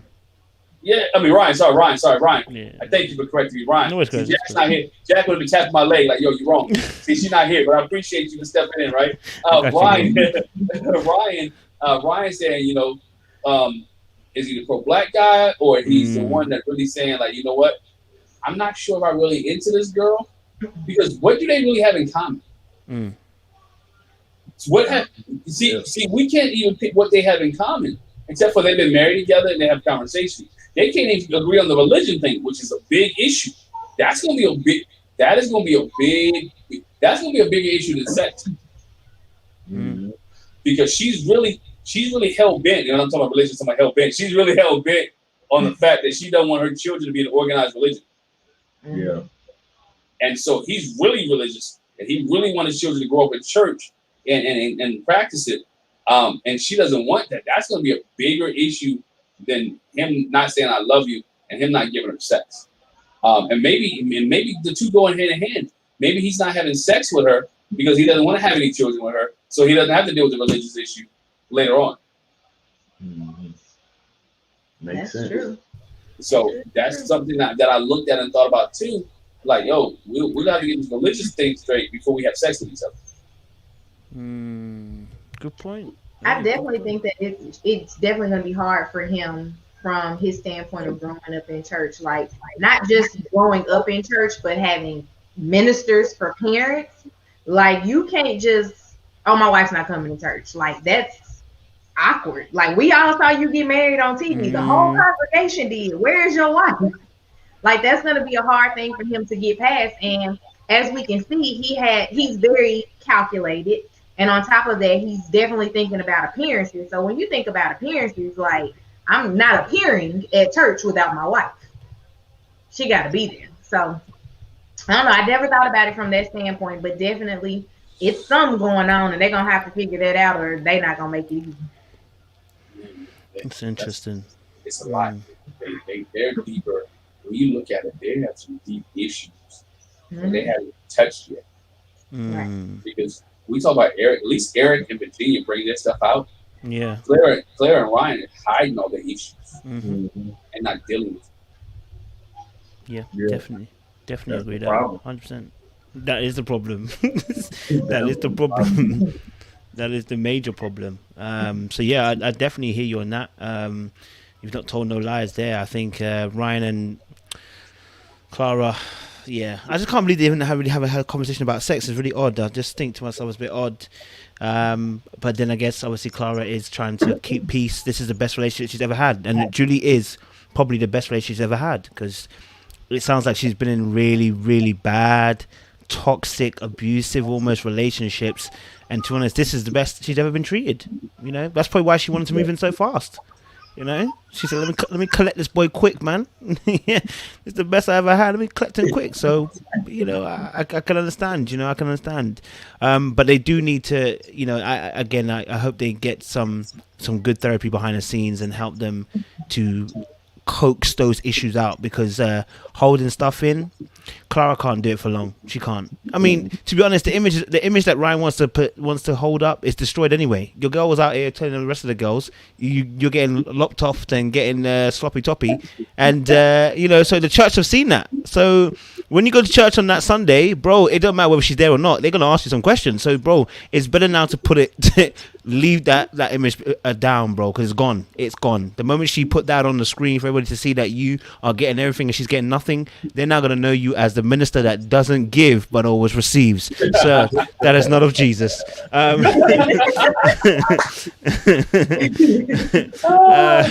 So we also had Eric and Virginia as well. Eric and Virginia were quite interesting. I think Eric and Virginia, do you know what? I'm never on someone's side long enough. I always seem to be on the other side, this part, and then halfway through I'll get on this side. They had a really interesting conversation in the kitchen, which started off so well, and then Eric became scary. I'm not gonna lie to you. At one point, it was like the way he said certain things. I was like, bro, like, you know, you do sound controlling right now. And then Virginia goes and says something which I think is absolutely bonkers mad, where she's like, you know what? Yeah, you can have one day, one weekend out of the 4, and you know, just make sure you got a plan it with me beforehand and let me know and everything like that. And I'm like, she sees her boys more than I see my boys, and I'm like, how is that possible? That she sees her boys more than I do. Like, do you know what I mean? Like, it's crazy. And then she also, I think it came up in conversation again about her sleeping on somebody's couch. I said, darling, we're back here again, square one. All right, cool. What's your guys' thoughts on Eric and Virginia as well, man? I start on them, and she is kind of she's intelligent. I say that because she knows what to say, but for her to go on and say that she'd rather spend 3 weeks or 3 weekends with her friends and not 1 week with him. Again, boo, your husband's a pilot, right? He's gone for 3 or 4 days at a time. So what if he comes home on the weekend that you got plans with your friends? You can't cancel? She's like, I can't cancel because of my friends. This is your husband. You're not going to say no, by the way, you know, and your friends should understand, or they should tell you, hadn't your husband been gone all week? Yo, you need to go be home with him.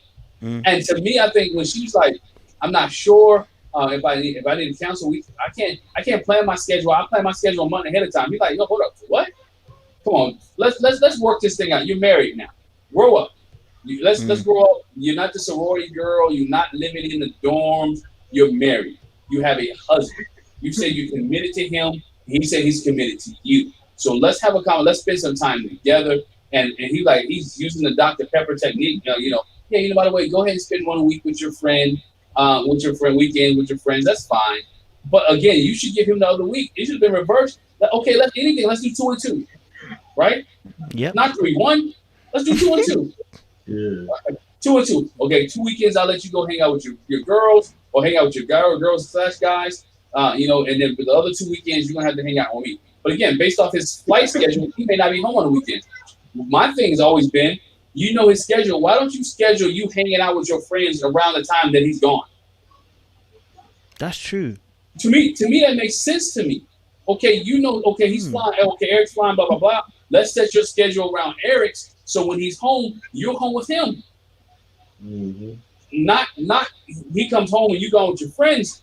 So now you're not having any conversation. Now he's not worried about you because you already proved that you can't be trusted sometimes because you go hang out in the bathroom for 30 or 40 minutes. Or you still want to sleep on dudes' couches. You know what I'm saying? Which, come on, that's not right. You're a wife now. Time to grow up. Time to grow up. Her sister, and you're not talking to your sister because the sister seems like she got some good sense. The sister seems like she can give some good advice. She got some good sense. Anytime she's like, yo, is it okay for my kids to go with this dude? You know what I'm saying? Like, is it okay? I haven't seen you since then. And again, why isn't Virginia telling her sister? They used to talk every day. What makes you not tell your sister what's going on with you? Because you don't want her opinion. You don't want her to tell you, you know what, this guy is too possessive. He's too controlling. He's kind of like that. And so at this point, she's in a rough place. I saw the same thing you saw, Coach. Eric got that little twitch in his eye. When she was talking back, like, hold on for a minute, this wasn't TV. I'll tell you something. You know what I'm saying? I might grab you up a little bit. Yeah. That's like he has that look. If you go back to last week when he was in bed, he had that look like, what you mean? So he has that look. So he just got to be careful. So it has no business whatsoever. She needs to be like an adult, and she needs to think like an adult, and she needs to talk like an adult. And one of those things being an adult is saying, you know what, no, let's hang out, let's do this, let's work on our marriage. I'll schedule my stuff around you so we can become together.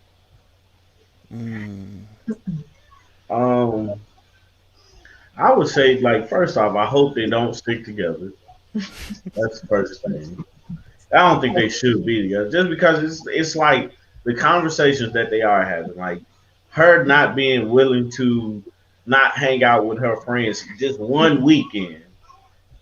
Um, or her saying, "Yeah, I'll do it," but then like if he's like, well, "I can't do this," and so you got to cancel this to go with me, to do whatever, and she's like, "No, I can't do that. I don't want to cancel with you to hang out, cancel with my friends and hang out with you." Like something's wrong with that. You know what I'm saying? Like you should want to hang out with your spouse. Yeah. You know, this is your partner. Your partner in crime is your spouse, and you should want to hang out with this person over hanging out with your friends, I believe. But you still like your friends. Your friends are so important, but you like they come second to your family, and at that point, your family. So, that bothered me. Then also on Eric's side, like I hate to say Eric is right because I feel like Eric is so wrong when he's communicating with this phone. But Eric was right on that part. But then he messed me up when he was like, what did he say? When he was like, "You're gonna have to cancel." Yeah, I was like, ooh. Like I was like, I don't know, I don't like how you approach that. you know, like you don't have to cancel. It's just y'all got to plan better because there's no way. Like, what's the cutoff point? Like that whole conversation could have been better. Like, what's the cutoff point to where you could say, okay, well, they changed my schedule and I don't have to work. Is that 2-3 days before? Is that a week before? Because then I can say, well, I'm gonna just go out with y'all, or y'all just go out and just hang out here. You know what I'm saying, or whatever. You know. One part that stuck out to me about this week was when he asked her to stop drinking. When they were having an argument, and she was like, "I'm not gonna talk about that." I said, "Ooh." I was like, you can just cut that off. Like, hold on, man. We're talking about you. Like, but I felt like at that point, like somebody needs to tell this girl she needs to get some help. Yep. Alcohol doesn't taste that good to want to be like, I'm not gonna stop. Like, you know, it's good, it's smooth on some. Like I'm a whiskey drinker, so it's like I don't always want to drink whiskey all the time. Every time I go out, I don't want to be drunk. You know, like it's water is very good for you. You know, like, I want to talk about that. It made sense. Let's not have an argument when we've been drinking. Let's talk about these things when we're sober and not drinking. You know, and she was like, "I don't want to stop." I'm like, come on, man, you have a problem.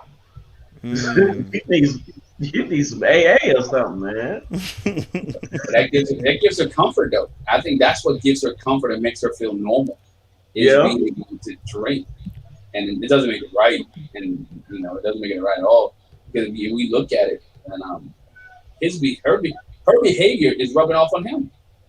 Yeah, and it's not good for him at all. Like for his job or anything, man. Somebody said something, he's gonna be like, what was that movie with Denzel Washington?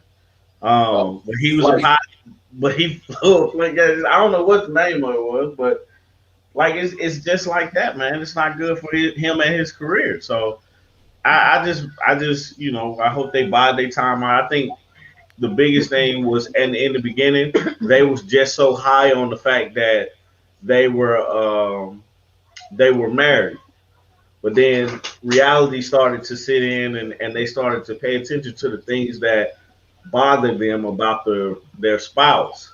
And I didn't like. It's weird to me how much Virginia wants to hang out with her friends, and then it's weird to me how controlling Eric is, because I wouldn't want a person that I have to tell what to do every time they're trying to do something. So it's all that is just weird to me.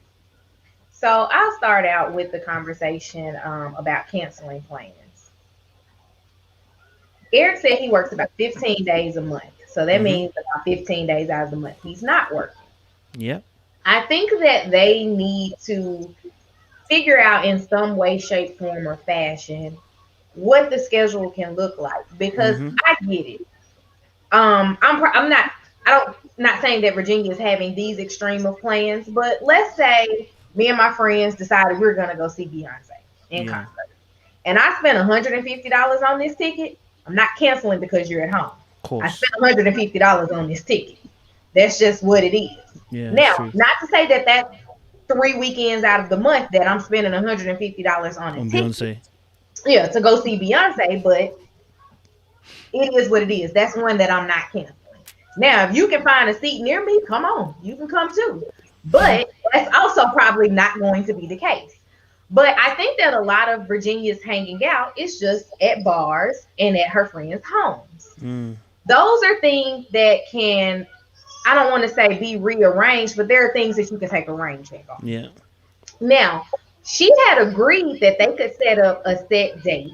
And then he took it a step further. He didn't even give a negotiation. He was just like, she's like, yes, we can set up this set date. And then his very next statement was, you're going to have to cancel things for me. I was like, how did we get here?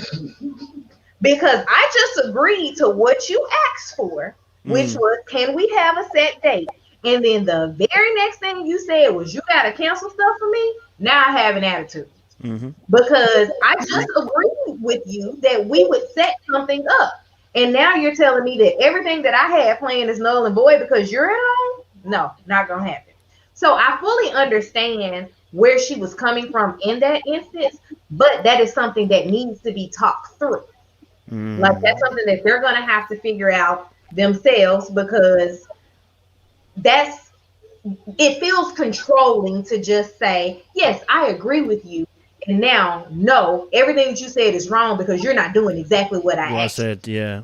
And so that's where he gets to be controlling. Like, my dad was a person, he wasn't a pilot, but my dad was a person who worked about 15 days a month. My dad was a fireman before he retired. And my dad had a set schedule as a fireman, but it wasn't the same weekend off every month. So at the beginning of the week, he would know what he's doing the next weekend. Now, would he pick up extra shifts? Absolutely. Do things change with airlines? Absolutely. But I don't think that that's a hard, fast rule that things change like that with airlines. So that's something that he's going to have to come down off of his high horse about, but she's also going to have to come down too. But and then what was the second thing that you just said? You brought up something else with her? Drinking. Oh, the drinking. Yes. That's a problem, because if I'm telling you, hey, we should probably not have conversations when you're drinking, like that could escalate into arguments, that is a full sentence. Like, that's an easy, like, negotiable. If I don't know how you stop an argument when you're drunk, because that's the problem. It's not the having the argument that is the issue. It's how do we stop this argument that is impending and wait and have it when we're sober. Yeah. Because usually a drunk person has their mind set on what they're going to say, and they are going to get it out, and it is going to be an argument to the finish. But you can't stop that argument that has already started when you're drinking. And we know that Virginia is just not going to not drink. So you have to figure out in that, how do you stop the argument? Because that's where the issue lies, is stopping that argument so that we can have it in a calm, level-headed manner, because she's not willing to stop drinking. And I mean, Tommy and I went to the same college that Virginia did. We learned how to drink all day in school. Like, I could have a casual drink from sun up to sundown. Like, I could make a reason for it or an argument for it, but I don't drink like that. But she still does. She's not very far removed from her sorority girl life. So since she's not very far removed from her sorority girl life, it's kind of hard for her to disengage with it. And she's going to have to do that in time, obviously. But the entire thing is not, we can't have a conversation while drinking. We just have to learn how to disengage from an argument while drinking. And I think that that is going to take a lot of work on both of their parts, because obviously he ends up drunk and acts a fool with her too. So I don't know how you come to that consensus. And if you can't come to that consensus, y'all gonna have a hard, long, short marriage. I think real quick. I think he thinks counseling's a key for both of them drinking. But I think when he wants to he try to add assertiveness at the wrong time. Yeah. Instead of having compromise. Yeah. So with him, there's no compromise. If we think about it, it's him. It's his way. He has a picture in his head how he wants his marriage to be, how he wants Virginia to be, and if she can't fit into that mold, that's why he always said, "I'm bouncing. I'm leaving. I'm gone. I'm out." Ultimatums. And he really didn't address that when they talked to you. Like, yo, you keep giving her ultimatums. Like, come on, what's that about? Again, manipulation at its finest. So that's one of the biggest issues that they have is like, yo, he tried to be assertive. And I think he wants the marriage to work out. But again, he doesn't know how to do it. His frame of reference, and I guarantee you, if you look at his mom and dad's relationship, that's probably how his dad deals with his mom because that's his point of reference. Because he always talks about his parents and always talks about this. So that's his point of reference. So he's trying to do that with Virginia. And sometimes she's having it. Sometimes she's not having it. And sometimes she has to be consistent on not to have it and stop acting like still like she's a college girl and realize that she's married. And they have to continue to be open. They are open a little bit, but they got to really be forthright with more therapists and family members. Because again, they first started when he was sitting there talking, he said, "Oh, everything's going well." Everything's not going well in your relationship. Every time you talk about the dog, there's a problem. You know what I'm saying? You can't even mention something about Rocky without it being an argument. So everything ain't going well. So it's stop faking a funk like everything is going good. It's not. Y'all need some help. She needs to stop drinking. You need to stop being so overbearing and controlling and forcing her to do things. And be smart about how you conversate and communicate, how you converse and communicate with her. Definitely hear you guys as well. I mean, yeah, I definitely agree with you guys. I mean, to be honest, watching Eric, sometimes I get concerned. I'll be like, bro, just if he needs to learn how to communicate. That is simply it. But his communication style at points, like you said, Jack, is just the wrong timing. In fact, I don't think it's even timing. He just chooses never to compromise and always to win. And it's like too many sacrifices are going to cause the person to bleed out. There has to be some level of compromise here. Like I said, that conversation where they're saying one week in the 1 weekend, bro. Listen, I was backing. I was like, bro, it's even mad that she's only giving you 1 weekend, bro. Let her know that's kind of mad. And then he goes into, but you need to change. And I was like, bro, whoa, like, why are you doing that, bro? Yeah, you've gone from 0 to 100 like that. I'm like, bro, why? You were starting off so well. You gave up the dog situation and everything like that. Why are you doing that? And so my fear is that this 0 to 100 goes beyond this. If you're doing this now, what happens when cameras leave? You know what I mean? Like, how far are you willing to go? I don't want to say that about him. I'd rather not say those kind of things about him because I don't want to think of it like that. But I have to think about it because, bro, like, the switch is mad, and he's done it several times now, drunk and sober. So you're not even consistent. It's not even like you're consistent. It's not even like you're doing it when you're drunk and be like, okay, do you know what? When he's drunk, this is going. Nah, you consistent. When you're drunk in the morning, you did the exact same thing to her. You gave her the ultimatum, and your tone, everything changed. And it's like, bro, that is actually a form of manipulation when you keep issuing those ultimatums like, well, you can either deal with it or get lost. It's like, bro, like, that's not how relationship work, bro. And so there needs to be some extensive work done with some experts here if that is to ever go anywhere, this relationship long term. Otherwise, if Virginia doesn't get out of there, I can see her hitting him with the iron, bruv, upon his head top, because like, she's that kind of, she will not have it. After a while, she will not have it, bro. Like, do you know what I mean? If she's not willing to give up the weekends and stop seeing her boys, trust me, the iron will hit your head top, Eric. Listen, just learn how to communicate, learn how to compromise, learn that everything can't just be it's my way or the highway, right? It doesn't work like that. Very, very quickly, last couple, very, very quickly. Haley and Jacob. Haley and Jacob. What's your thoughts, August Love? Haley and Jacob. I'm trying to remember what happened with them because me too. That's what I'm asking. I'm gonna say they were very forgettable this episode. They were. Haley told Dr. Pepper that she feels like she's failed, and she started her classic tears. Oh Lord, Karen. Stuff. And then she also, when they sat down together, she admitted that her last relationship was controlling. Oh. And in the admitting that her relationship was controlling, she said that's why she checks out of things, because she does not want to do what she doesn't have to do. And if she can change that narrative essentially and not have to deal with it, she doesn't have to. Haley can't be married doing that, because there are so many things that you have to talk about in marriage and do in marriage, and just even in adulthood. Yeah. That you do not want to do. And it's not all going to go your way. So with that being said, I think that she and Jacob need to cut their losses now, like try to become friends, if nothing else, so she can go over and use his pool. And that's pretty much all I got for them, because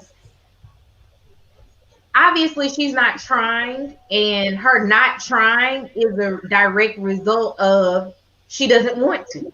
Like, it's not because she's not even attempting to equip herself with the tools to do it. She just doesn't want to do it. I think that Jake is, I don't want to say awkward, but he is a little bit awkward. And his awkwardness is actually a thing that would possibly make people gravitate towards him. Everybody has that person in their life that kind of is the odd man out in situations, but you love them for who they are. Kind of like Amelia and Bennett. Like, they just happen to be a couple that's that way. Like, it's in that regard where it's like, you know, you have a soft space in your heart for Jake, and I definitely have a soft space in my heart for Jacob, like, watching this season, because I felt like he was very poorly matched, and he was willing to do whatever it was that was asked of him to, you know, change, but she couldn't give anything in that asking for a change. So I'm definitely seeing Jacob. I think that Haley needs to step back and just reevaluate if she wanted the wedding or the marriage. I think that she wanted the wedding and not the marriage, and she needs to just sit back and try to work on herself to decide if she even wants to pursue another relationship in the future. Everybody's not supposed to get married. I hear that. I think Jacob's last 10 years was, like, by far one of the saddest stories I've heard. It was just pretty. It makes sense why Jacob is saying this is his last hoorah to at love and marriage and all these things. But it's just when he said that about, like, the last 10 years, he's watched his friends get married and have children, and he's just had to be on the sideline. Like, I think they were perfectly matched, because that's basically what happened with her. You know, she pretty much was just watching everybody else get married, and you know, wasn't finding the love that she needed. But I mean, like, it's a personal thing on her side. She needs to fix herself on her side, and then Jacob also. I always felt like his conversations, he shot himself in the foot a lot of times. Like, if I was her, I wouldn't like him either. Like, I wouldn't want to be with a person that's always accusing me of doing something. You know what I'm saying? Or always trying to pick a fight with me. And we're not connecting on a level that I feel like we should connect on when we talk to each other. So yeah, like, they have a lot of work to do if they're wanting to try. At this point, the best thing I would do or try to do is just to remain friends. And maybe after this thing, we can kind of spend a little bit more time getting to know each other, and maybe that can flourish into something that we wanted to. So that was my thoughts on it, on them. I really, like y'all said, man, they was really forgettable this episode. So yeah, I thought we already talked about them. That's how bad it was. Well, to be honest, today you lot are telling me stuff that I don't remember even happened. I was like, wait, they discussed their 10-year relationship? I was like, wait, I must have really skipped it. And I'm usually watching these things in detail. To go back to my notes from our review to, like, look and see what did I say about them. I'm glad you guys went first, because it jogged my memory. He did, but you know, he talked about his friends having families or having and that look held him down and made him sad because he didn't want to be with people, deal with people. But he also got caught up in his career in that 10 years too. Yeah. With her, and I think Tommy said it. She was in everybody's wedding. You know what I'm saying? All her friends got married. She was a bridesmaid 17 times or something like that, some kind of crazy number. All her friends are getting married, so she wants to. She wants the marriage, but she doesn't want to be married to him. She's just like Chris. She's not attracted to his look or his muscles. I'm going to say that because Jackie didn't say it because you're not here. Or his muscles. So she's willing to. I'm going to try. She's just trying for the next 8 weeks. He said things that which have hurt her, and she's not coming back from that because she's already checked out the door, and so when she keeps coming back in, it's just for the show, and so he keeps saying stuff, and she's like, you know what, I know who you are. Just let's ride this out. We might be friends, we might not be friends. I'm just gonna give you enough that it might be a glimmer of hope. But he's already checked out too. He doesn't want this relationship. He knows that it's his last hurrah. He doesn't see anything valuable coming out of this relationship. Maybe a friendship, just by the comments that he makes and the things that he says to her, and the way they say back, they hit the reset button more than me playing Madden online sometimes. You know what I'm saying? So, and so it's crazy how they do it, how they doing it, and it's like, hey, you know what? Just be friends, move on. This is not going to work out. It's not going to work out for them. Again, at the end of this episode, they committed to hit the reset button, and we'll see how it works out next week. I think they have an argument again. So yeah. Boy, you lot said some stuff. I don't even have a conclusion. I don't remember seeing them. So, guys, like, were they there? Yeah. I don't remember them in this episode. I honestly don't. I remember seeing Jacob in a suit, and that was about it. So, and the suit messed me up because I thought like he had a nice whole suit on, and then he had jeans on the bottom. Jeans on. And that's the only part I remember. I said, "Why is he doing that? Doing so well, Jacob." Yes. I told my wife, I was like, "Yo, that's super. Shut up." Sweet.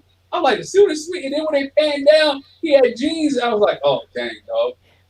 The only thing I could think of was he was moving like it was a Zoom meeting. My friend, you're on TV. It's not a Zoom meeting. Yeah. Oh, man. Oh gosh. Yeah. So we have reached the end of the 5 couples. If everyone could just give their kind of final conclusions, final thoughts, or round up to a nice conclusion or end. August. Oh, go on, Jack. Go on, Jack. Yeah, go on. Interesting episode. I thought this episode touched a lot of issues. Test the alcohol issue, test the relationship issues, especially with those couples that we see with Bree and Vincent. They have real issues with the financial piece, which is a big issue. With Clara and Ryan, the big issue is the religious piece that it breaks up relationships. I thought it was pretty well, and I like this for experts to sit down and talk to them. I just wish they don't wait till 5 or 6 weeks in to sit down and have these conversations. These conversations that we should see. I think weekly, we should see these conversations where they need to check in weekly to see where the relationships are at so they can progress on. If I can make any suggestion is that this should be done weekly. Hey, I enjoy being here with you guys. Make sure y'all hit the subscribe button for each and every one of our channels. Make sure you hit the like button, the thumbs up, the bell notifications. If you want to see our finance video, go head over to Jack and Glenn now. After this, not now, don't jump off now, but after this, and check out Jack and Glenn's new video on Brianna and Vincent, why they should be use Dave Ramsey financial piece in order to budget. A good little video that we laid out there. But subscribe, hit the bell notification, and once again, thanks for having us each and every week. Appreciate that, Captain. August Love. So I tried to make myself a little cheat sheet so I wouldn't forget any of the couple. I think Vincent and Brianna need to sit down with someone that specializes in premarital counseling and do that bit. I know when Tommy and I went to premarital counseling, we had to go through the whole gamut. Like, we talked about finances, we talked about everything. Like, granted, they're not premarital, but they don't know each other, so they need to get all of that type of training in together with each other so that they can have those good discussions. Haley and Jacob, I think that they just need to let it go. It's not working. We all know that it's not working. It's okay. Like, we're 12 seasons in and we only got 12 couples that have stayed together. Like, y'all just another one that didn't make it. Clara and Ryan, I think that Ryan's gonna have to bend a little bit more.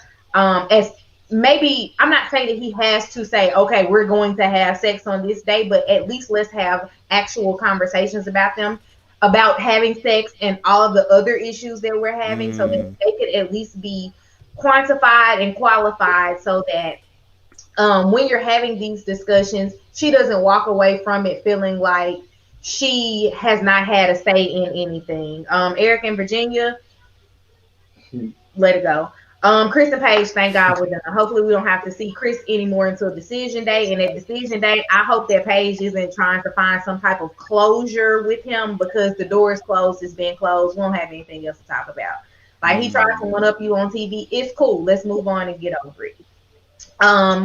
We appreciate you for having us here every Sunday. Like, we really enjoy this. We look forward to Sunday nights now. Not to say that we didn't beforehand, but it gives us a way to communicate and congregate and have community with you guys. And like, we're really enjoying it.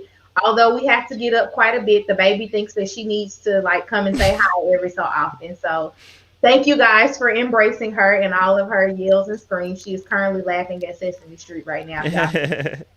Like, Elmo's her guy.